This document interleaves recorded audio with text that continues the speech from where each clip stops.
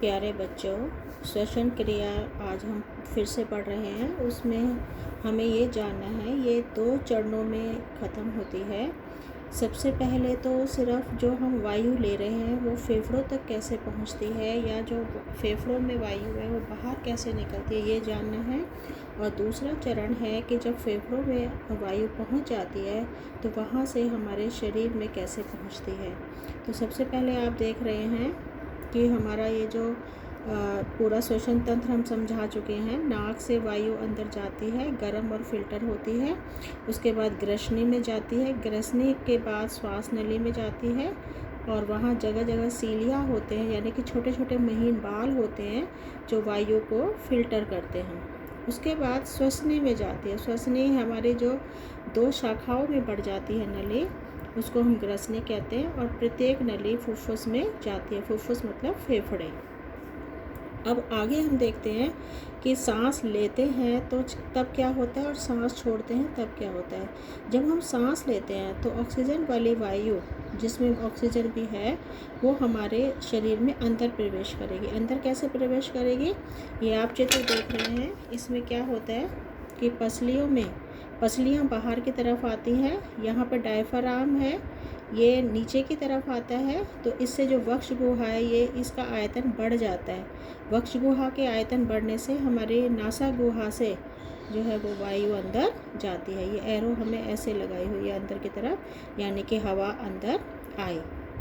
ऐसे ही जब हम सांस छोड़ते हैं उस टाइम CO2 का, कार्बन डाइऑक्साइड निष्कासन होता है, यानी कि फेफड़ों में जो हवा है वो बाहर निकलेगी। बाहर कैसे निकलेगी, अब आप देख रहे हैं ये पसलियाँ नीचे की साइड गई, यानी कि हमारी छाती थोड़ी सी नीचे को दबती है, और यहाँ से जो डायफ्राम है वो ऊपर की साइड जाएगा। पहले नीचे की साइड गया था तो वक्ष गुहा बड़ा था, अब ये ऊपर की साइड जाता है, तो अंदर का आयतन इस तरह से घट जाता है। घटने से जो फेफड़ों में वायु है या कार्बन डाइऑक्साइड है वो बाहर नासा द्वार से निकल जाती है। आप एरो बाहर की साइड देख रहे हैं, तो इस तरह से वो बाहर निकल जाती है।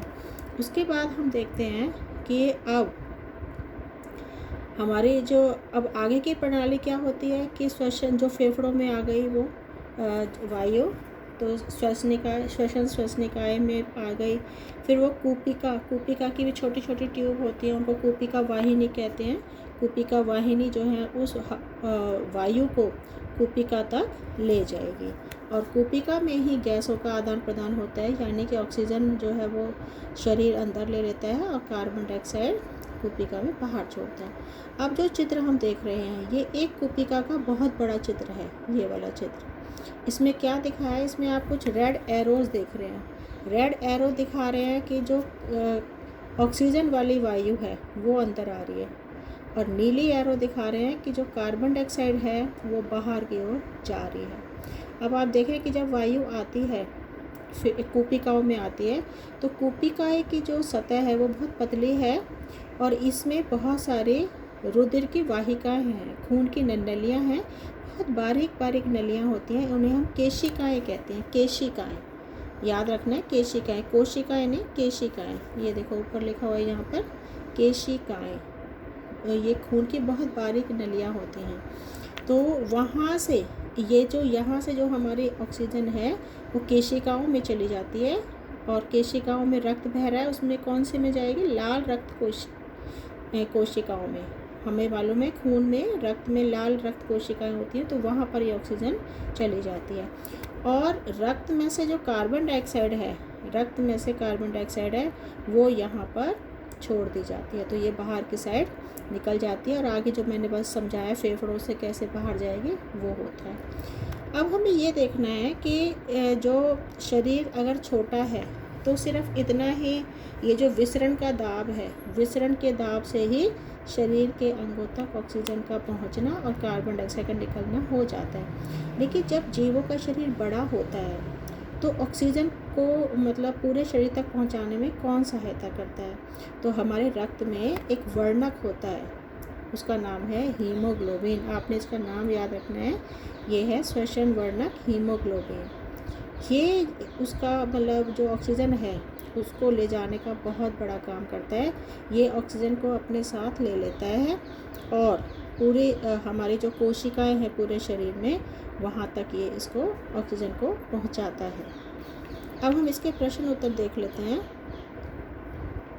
पहला प्रश्न है, उपास्थि वलय का क्या कार्य है? तो उपास्थि वलय जो है वो ग्रसनी के आसपास होती है और वो उसको संरचना प्रदान करता है और जो हमारी श्वास नली है उसको पिचकने नहीं देता, उसके आकार को बनाए रखता है। आपने ये लिखना है। नेक्स्ट क्वेश्चन है कि बहुकोशिकीय जीवों में, मनुष्य में, जैसे कि मनुष्य, उसमें ऑक्सीजन का परिवहन कैसे किया जाता है? तो ये आपने यहाँ से इसको समझाना है पूरा, यहाँ से समझाना है कि कोशिकाएं रुधिर वाहिकाओं को लेकर यहाँ से ये पूरा आपने इसमें ये हीमोग्लोबिन का पार्ट ये पूरा समझाना है कि जो है वो कौन कौन इसमें मदद करता है ऑक्सीजन को ले जाने में। फिर तीसरा है इसमें कि सांस लेने और सांस छोड़ने के दौरान डायफ्राम की प्रक्रिया समझाइए। तो आपने ये ऊपर यहाँ से समझाना है कि जब सांस लेते हैं तो डायफ्राम समतल हो जाता है, जिससे वक्षीय गुहा आयतन बढ़ जाता है और इसलिए वक्षीय गुहा के अंदर दबाव कम हो जाता है और फेफड़ों के अंदर वायु जाती है। ऐसे ही सांस छोड़ने के दौरान फिर यहाँ से आपने लिखना है यहाँ से कि डायफ्राम जो है